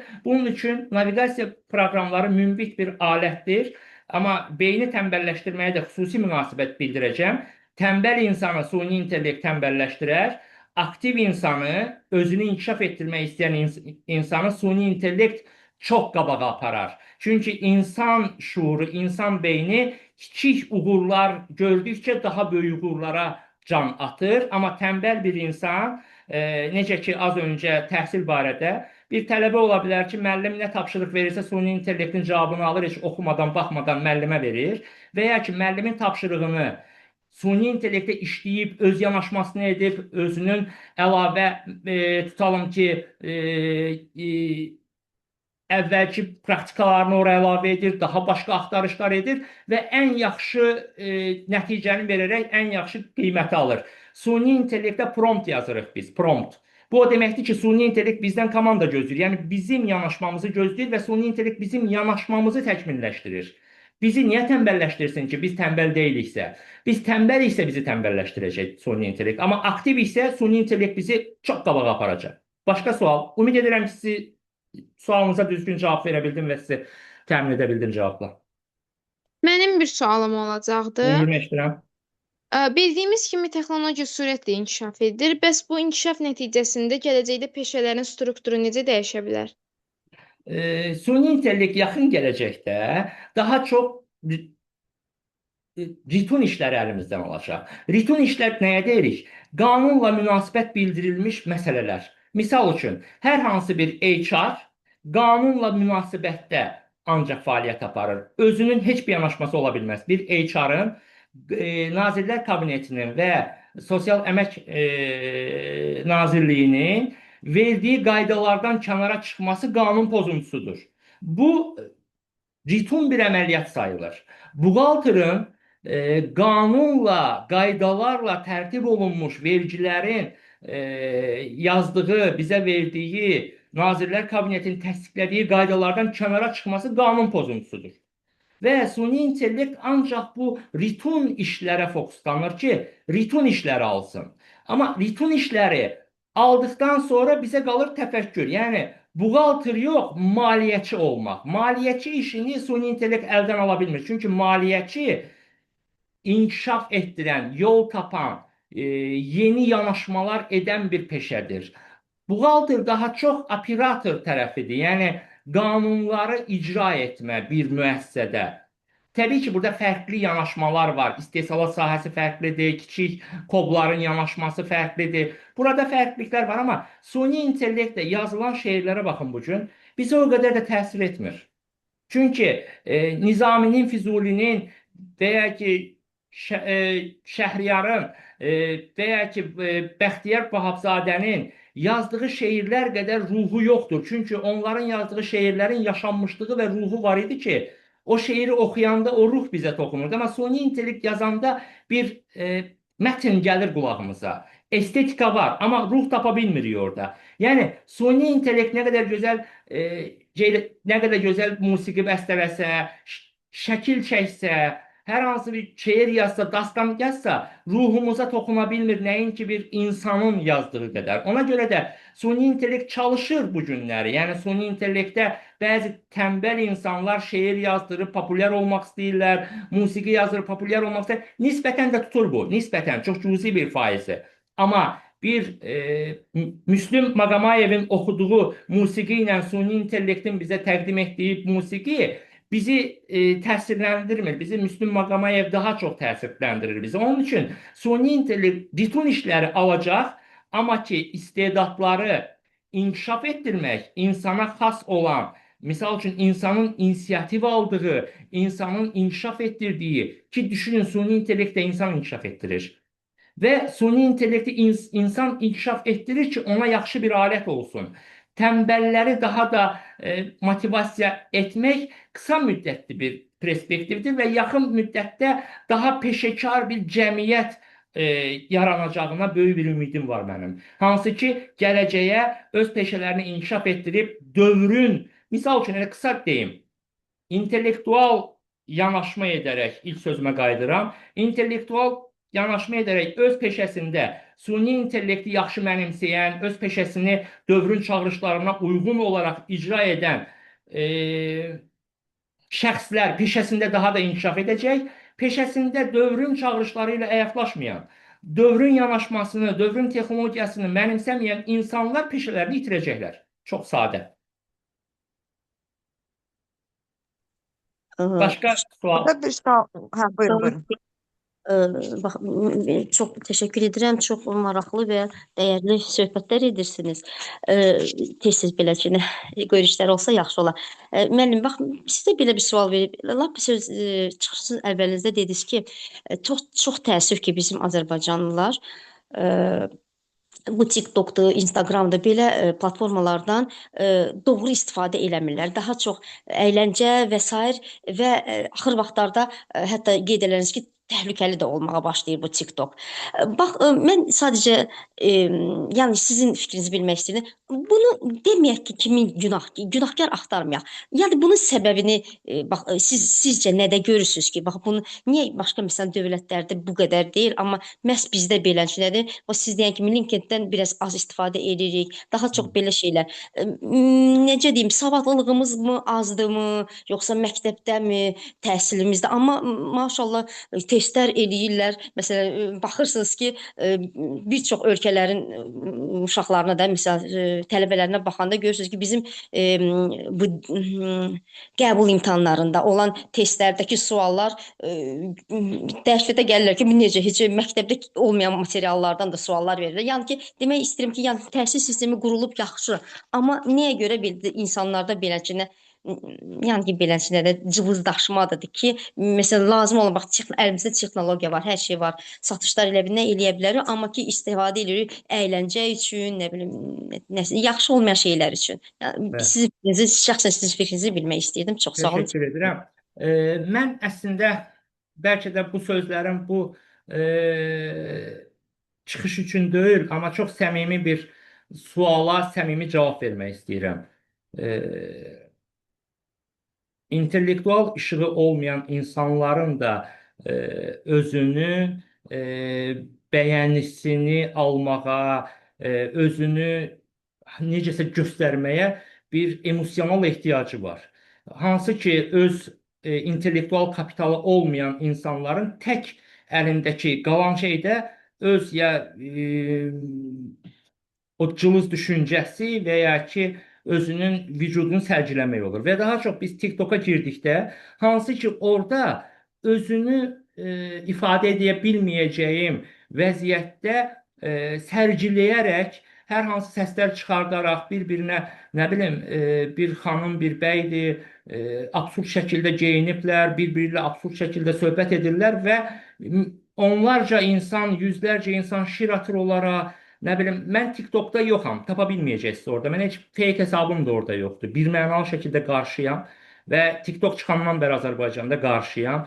Instagramda da yoxam. Instagram TikTok kimi deyil, voli səviyyəlidir və orada onlarca, minlərcə, yüzlərcə, on minlərcə insan biznesini qurublar, TikTokda pul qazanırlar, influencerlik edirlər. Ona bir sözüm yoxdur. TikTokda da çox kiçik də olsa intellektual bir segment var, amma çox azdır, çox deyil təəssüf ki. Amma TikTokun %90-ından çoxu qeyri-intellektual sərmayə ilə çıxış edirlər orada. Yəni ki, hər hansı bir abırsızlıqla pul qazanmağa çalışırlar. Burada şuuraltı olaraq psixolojik mənbəyə baxsaq burada, onların əllərində olanı odur. Yəni, əgər beynin işığı yoxdursa, o məcburdur necəsə həyatını təmin etmək üçün özünü gətirib o yola qoysun, o hala qoysun ki, insanlar ona reaksiya versinlər və orada müəyyən bir qazanc əldə etsinlər.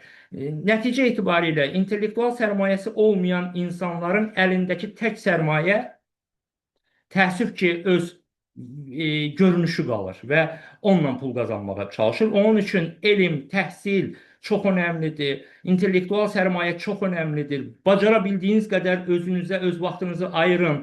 Bilik qazanın, elm qazanın. Sizi işıqlı göstərən sizin elminiz olacaq, biliyiniz olacaq. Sizi işıqlı göstərən o görüntü, o bizim gəncliyimiz və ya ki, o anki yaxşı görünüşümüz müvəqqətidir. Amma elmimiz daha da hər bir yaş dövrümüzdə bizi daha işıqlı, daha da maraqlı göstərən bizə məxsus olan bir bacarıqdır. Uğur haqqında danışmaq istərdim. Təəssüf ki, vaxtımız əlverişli deyil. Uğur nədir? İnsanlar bilmədiyi bir şey əldə etmək istəyirlər. Uğuru təsvir edə bilmir, anlada bilmir, amma uğur qazanmaq istəyir. Uğuru birinci başa düşmək lazımdır. Uğur nədir? Uğur metodikası nədir? Uğur taktikası nədir? Və uğuru başa düşdükdən sonraki uğur nədir? Onu necə əldə edərik? O haqda danışmaq olar. Amma uğuru bilmədən insan hər hansı bir gedir bir restorana və ya gedir bir marketə adını demədən bir şey ala bilmir ki, onu ifadə etməlidir ki, onu ada bilsin. Təəssüf ki, insanların uğur haqqında anlayışları o qədər də düzgün deyil. Sadəcə uğuru bir söz kimi istifadə edirlər və ümumi bir anlayış qoyublar ki, hər hansı bir üst səviyyəyə çıxmaq və ya bir şey əldə etməyə uğur kimi baxırlar və ona görə də uğur əldə oluna bilmir. Çünki uğur metodologiyası var, uğur taktikası var, uğurun nə olduğunu mənim təcrübəmdə fərqli 4 uğur kateqoriyası var ki, mən bunu bütün seminarlarımda, bütün çıxışlarımda insanlara uğur haqqında, çünki hər kəsin uğura ehtiyacı var, uğurun nə olduğunu bilməyə ehtiyacı var. Kiçik uğurlar çünki insanı böyük uğurlara aparar. Uğursuzluq insanı demotivasiya edir, amma kiçik uğurlar motivasiya edir böyük uğurlara, daha böyük, daha böyük, daha böyük. Və bunun üçün də mənim burada qısa bir vaxt ərzində tək sizə deyə biləcəyim, siz əgərləri TikTokunuzda o şəxsləri görürsünüzsə, Facebookunuzda və ya ki, Instagramınızda əgər hər hansı bir mənfi bir şey çıxırsa sizin o səhifənizə, demək ki, siz axtarıbsınız onu, baxıbsınız ona. Onları tənqid etmək üçün baxanlar onlara pul qazandırır.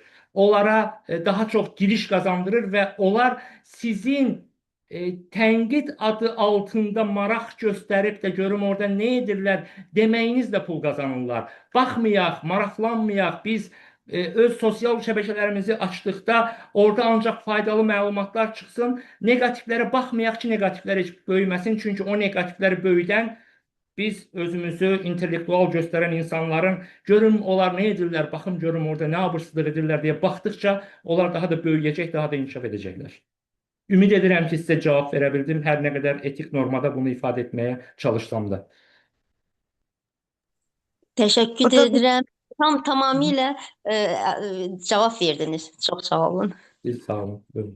Burada bir sual var da onu oxumaq istəyirəm. Buyurun. Bir dəqiqə, son sual olaraq oxuyum. Deməli, AI dövründə rəqəmsal savadlılığı olmayan şəxslərin rəhbər mövqedə qalması cəmiyyət üçün hansı riskləri yaradır? Çox gözəl. Elə gözlədiyim suallardan biri buydu ki, bununla mən uğurun bir növünü sizə izah edə bilərəm. Düşünün ki, sizin Azərbaycan terminləri ilə deyəcəm, üzr istəyirəm bu tip danışdığım üçün. Düşünün ki, sizin bir daydayınız var, sizi yaxşı bir yerə təyin elədi, yəni suni şəkildə uğur qazandırdı sizə.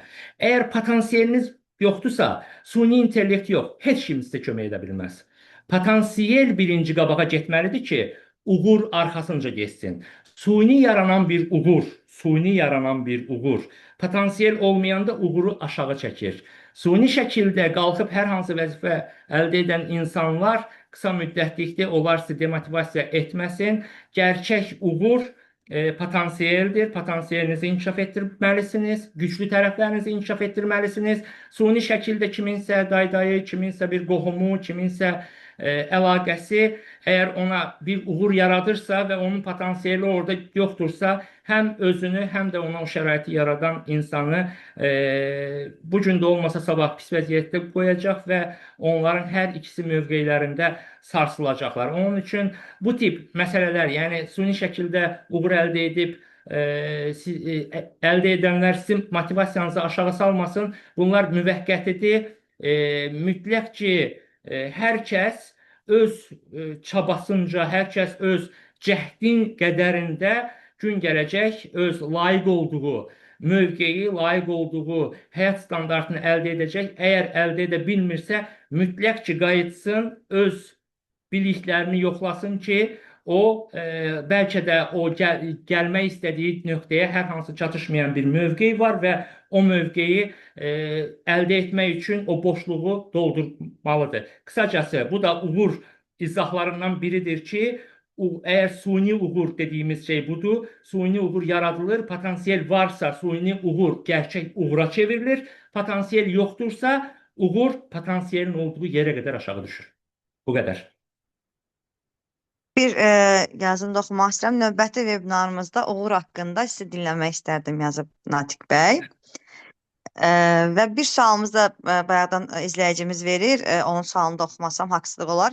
Kibergigiyenika nədir? Onu necə əldə etmək olar? Bu sualı artıq təkrar yazıb onu gördüm. Bəli, bu barədə mən kifayət qədər danışdım. Yəqin ki, yoldaş sonradan qoşulubdur. Rəqəmsal dövrün əsas motivləri suni intellektdən daha vacib motivi kibergigiyenikadır. Kibergigiyenika internetdə özümüzü təhlükələrdən necə qoruya bilərik anlayışını özündə cəmləşdirir. Burada şifrələri təyin etmə, linkləri, internetdə gəzərkən təhlükələri görmək üçün, onları aydın etmək üçün əldə etdiyimiz qabiliyyətlərdir, bacarıqlardır. Buna kibergigiyenika deyilir. Yəni, siz əgər bir şifrəni bütün platformalarda istifadə edibsinizsə, o platformalardan biri sizin ucbatınızdan olmasa da başqa bir səhvdən, hər hansı o platformanın özünü bir hacker sındırıbdır və oradakı bütün istifadəçilərin parolu yayılıbdır. Siz də oradakı parolu hər yerdə istifadə edibsiniz. O parolla sizin bütün şifrələriniz ələ keçirilə bilər.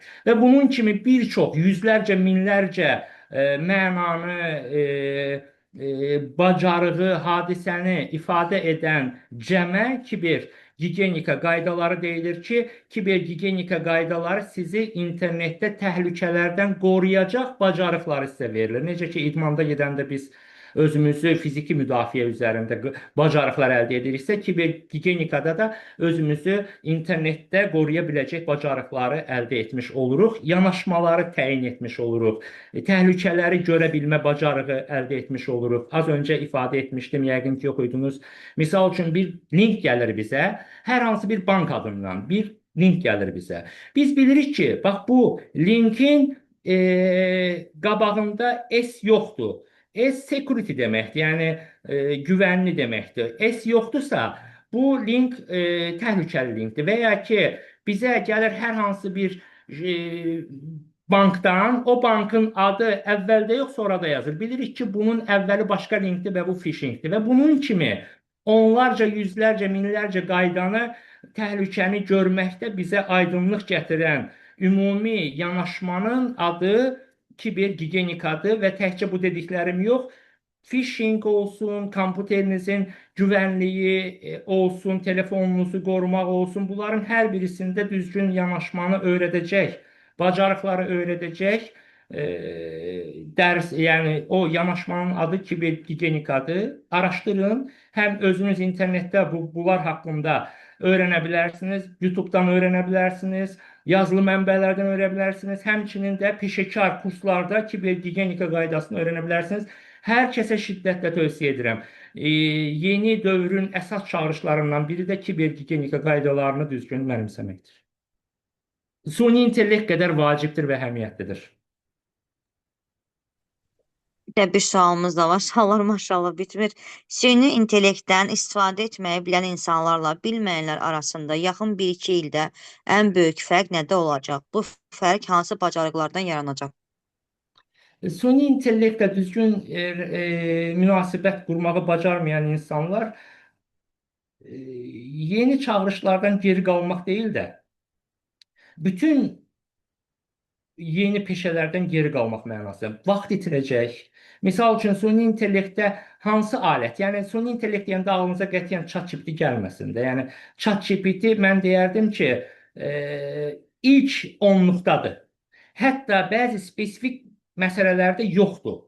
Daha yaxşıları var. Misal üçün, az öncə dediyim kimi, səs klonlama, görüntü klonlama, video yaratma kimi süni intellekt alətləri var. Heygen aləti var ki, 1 dəqiqəlıq prompt yazırsınız və yəni bir prompt yazırsınız, 1 dəqiqəlıq sizə real görüntü, senari, film çəkir insanlar onunla.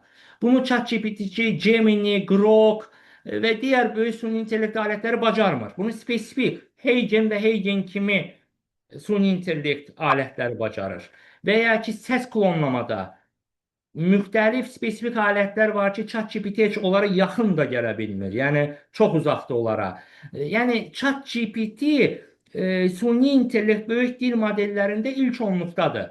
Amma ki, kod yazmada Claude AI ilk nöqtədədir. ChatGPT onunla uzlaşa bilmir. ChatGPT də bacarır, amma Claude qədər bacarmır.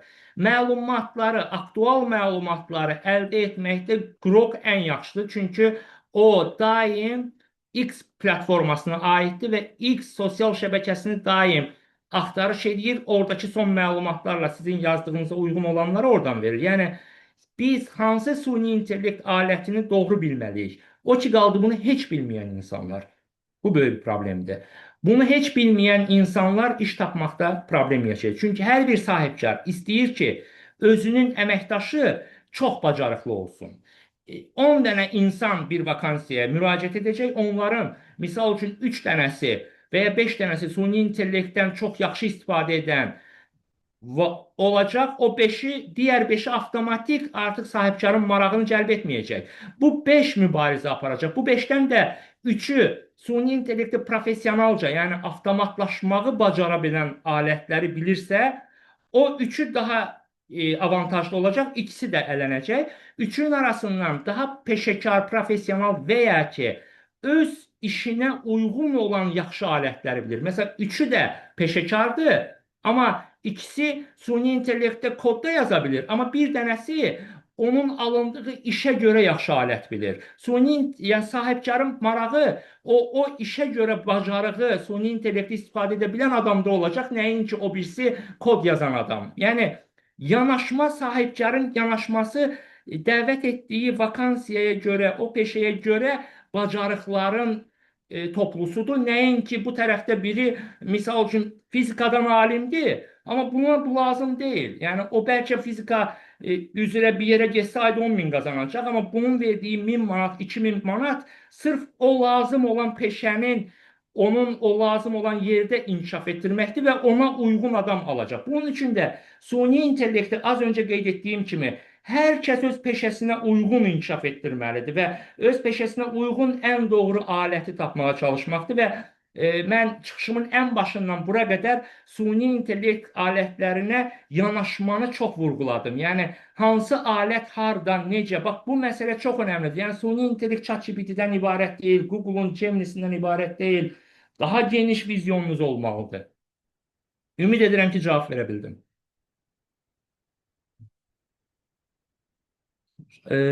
Bir Lalə xanım bir sual daha qoyubdur. Mən bilmirəm artıq yoldaşlar. Suallar Bir çoxdur. sual var idi burada bu alətlə bağlı. Aha, Onu cavab verdiniz. Qismən cavab verdiniz, amma istəyirsiniz yenidən oxuyayım. buyurun. Bir tanınmış şairin sözlərinə gözəl bir mahnı bəstələnib, ona səs yazısı göndərilib. Musiqi əsərinin müəllifi bilinmir. Səs yazısı var ancaq. Onun siyah yazılmış olmasını təyin etmək mümkündürmü? Belə bir mütəxəssis varsa əlaqə saxlamaq olarmı? Belə mütəxəssis yox, belə alətlər var. Yəni, süni intellektlə yaradılmış mətin bax burada da yanaşma fərqlidir yoldaşlar. Süni intellektlə bir mətn yaradılanda saxta olub olmaması aydınlıq deyil. Nə qədər saxta olmasının faizi aydınlıq verilir. Yəni deyilir ki, bu mətnin 40% süni intellektlə yaradılıbdır. Bu mətnin 80% süni intellektlə. Bu tip alətlər var. Və ya ki, bir peşəkar musiqi mütəxəssisi süni intellektlə yaradılan bir məzmunu, yəni filmi, səsi çox rahatlıqla peşəkar şəkildə aydınlaşdıra bilir. Mən əvvəlki dönəmlərdə səs rejissorları ilə bir söhbətim olmuşdu və o söhbətdə o səs rejissorlarının o səs kütləsinin, o səs tizerların içərisində bir xırda nüansı necə aydınlaşdırdığını gördüm və süni intellekt nə qədər peşəkar yanaşma etsə də mütləq ki, insan faktoru ilə aydın oluna bilir. Misal üçün, mən sizə nümunə gətirim, 2 il əvvəl ölkə prezidenti adından saxta görüntü və səs, yəni deepfake dediyimiz saxta görüntü və səs emal olunmuşdur. Bu çox rahatlıqla peşəkar gözlə, məsələn biz mütəxəssislər, ekspertlər çox rahatlıqla başa düşdük ki, söhbət süni intellekt hələ o vaxt tam dəb deyildi, deepfake, dərin saxtakarlıq. Deepfake videosu olduğu çox rahatlıqla aydın idi. Çünki dodaq hərəkətləri, səsin uyğunluğu, məzmun və bunun kimi şeylər. Biz videoya da baxanda keçən ilin 2025-in əvvəlinin atasözlərinin müxtəlif qısa videolar halı ilə çıxışlarında çox rahat başa düşmək olurdu. Amma cəmiyyət ona inandı. Niyə? Çünki cəmiyyət hələ aydınlaşdıra biləcək məlumat yoxdur onda. Yəni müqayisə üçün məlumat olmalıdır ki, sonra cəmiyyət də aydınlaşır. Amma indi saxta videolar çıxanda o görüntüdəki o rəng axımına, oradakı o gülüşlərin motivindən və ya hərəkətlərin qeyri-səlisliyindən biz rahatlıqla deyirik ki, bu süni intellektlə yaranıbdır. Amma indi təbii ki, süni intellektlə daha dəqiq yaradılanlar da var. Orada da emosional bir yanaşma var. Emosional olaraq bilinir ki, bu süni intellektlə yaradıbdır. Peşəkar olaraq səs mütəxəssisləri süni intellektlə yaradılan səsi daha rahat bilirlər. Nəinki mənim kimi ümumi yanaşma edən insanlar. Alətlər də var bunun üçün. Evet, salam. Çox sağ olun Elvin bəy, çox gözəl şəkildə webinar idarə etdiyiniz üçün və təklifimizi qəbul edib bugün gəldiyiniz üçün sizi daha suallarla yormaq istəmirəm. Çünki artıq Azərbaycanda saat gecəyə doğru gedir. Həqiqətən möhtəşəm bir webinar idi. Dəyərli vaxtınızı ayırdığınız üçün təşəkkür edirəm. Bilirəm ki, sizdə vaxt problemi var, amma yenə də gəldiniz və bu gözəl webinarı təşkil etməkdə bizə kömək elədiniz. Bilirəm ki, bura qatılan hər kəs bugün sizlərdən çox şey öyrəndi. Bir daha minnətdaram sizə. Sizin də sözünüz varsa, əlavəniz varsa buyura bilərsiniz. Mən təşəkkür edirəm hər bir yoldaşa dəyərli vaxtını ayırıb qatıldığı üçün. Ümid edirəm ki, faydalı ola bildim. Daha geniş vaxt olsaydı, daha geniş çıxışlar edib, daha əldə etdiyimiz həm xarici səfərlərdən, həm də ölkədə baş verən hadisələri yaxından izləyən, texnologiyanı yaxından izləyən bir insan kimi faydalı olmaq bizim borcumuzdur və çalışıram ki, hər zaman faydalı olum. Ümid edirəm ki, sizlərə də müəyyən qədər faydalı oldum. Kimin individual sualı olsa yazar, mən oxuyaram, çalışdığım qədər münasibət bildirərəm. Hər kəsə təşəkkür edirəm. Gecəniz xeyir olsun. Siz sağ olun. Əgər sizin hər hansı bir əlaqə nömrəniz varsa, burada kimsə sizinlə istəsə əlaqə saxlamağa verə bilərsiniz yəni. Çünki Instagram falan yoxdur. Tədbir təşkilatçılarından ala bilər. Mən ümumiyyətlə Bəli, təşkilatlardan bilmərəm. açıqdır. Mən gün boyunca onlarca müsahibə verirəm televizorlara, yazılı mediaya. Yəni konfidensial deyil. Nə nömrəm, nə sosial hesablarım. Sosial hesabda sadəcə TikTok və Instagramda yoxam, amma LinkedIn-də və Facebookda aktivəm. Hər yerdə tapıla bilirəm. Yəni əl çatmaz biri deyiləm. Kim istəsə rahatlıqla münasibət qurub bir sualı verib cavab ala bilər deyə düşünürəm. Çox gözəl, minnətdaram. Burada hər kəs təşəkkür eləyir, maraqlı webinar olduğunu deyir. Mən təşəkkür Qatılan edirəm. hər kəsə də minnətdaram. Sizə də bir daha minnətdaram. Çox sağ olun. Hər kəsin, sizin də yeni ilinizi bir daha təbrik eləyirəm. Mən İnşallah təşəkkür 2026 hamımıza düşərli olar. Çox Təşəkkürlər. sağ olun. Sağ olun. Hər kəsin gecəsi xeyrə, sizin də sağ olun.